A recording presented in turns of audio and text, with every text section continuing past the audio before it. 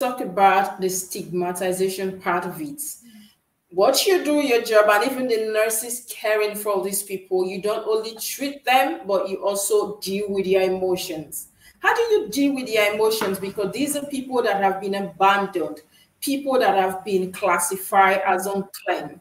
Now, how do you deal with their emotions or treat them or help them leave that place of isolation? Yes. Yeah, it's a very good question. And it's one that became very real to me in my first visit.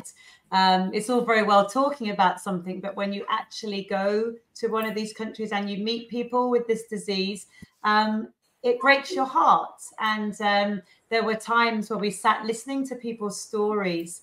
One lady shared, for her, what was the worst thing about having leprosy? I was expecting her to say the terrible disabilities that had resulted because she had terrible ulcers on her feet. She had an amputated leg, and she had had many years of returning back and forth to one of our hospitals to receive care. But I was shocked and surprised when she told me that actually the worst thing about the disease is the reaction of the community.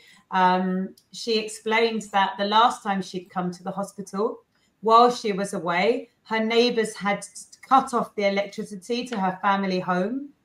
And worse than that, they had started building a brick wall right in front of her front door. You can imagine what kind of message, that gives to somebody to have to open your front door every morning onto this huge brick wall.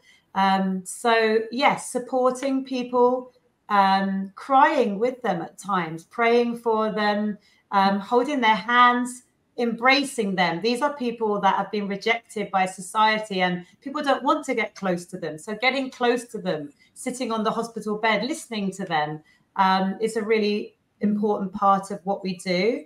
I should also mention at this point, a few years ago, a couple of years ago, we focused on Mozambique and we raised 4.4 million. 2 million was an aid match from the UK government, but it enabled us to set up these hubs of hope. And these are special places in a community where people with leprosy or people who think they may have leprosy can come, can receive support. That may be physical support, medical support, support for their mental health. We were able to train 300 change makers, we called them, to recognize the early signs of leprosy, because that's an important part, diagnosing it early. And thanks to the project so far, we're halfway through. It's a 3-year project. More than 1,300 people have been cured since it has begun.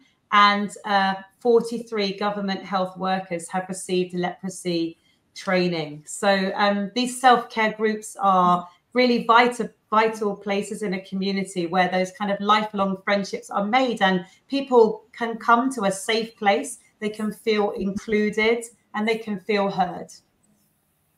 Wow, well done. That's quite a lot you do, not just treating, making sure they get better, but also dealing with their emotions. That is one very big thing you are doing there. And we say, well done. Now, viewers, don't go anywhere. This is Community Heroes, where we'll talk about people who are doing amazingly well, making the world, the society, a better place for every other person to live in, especially people who have been abandoned by society.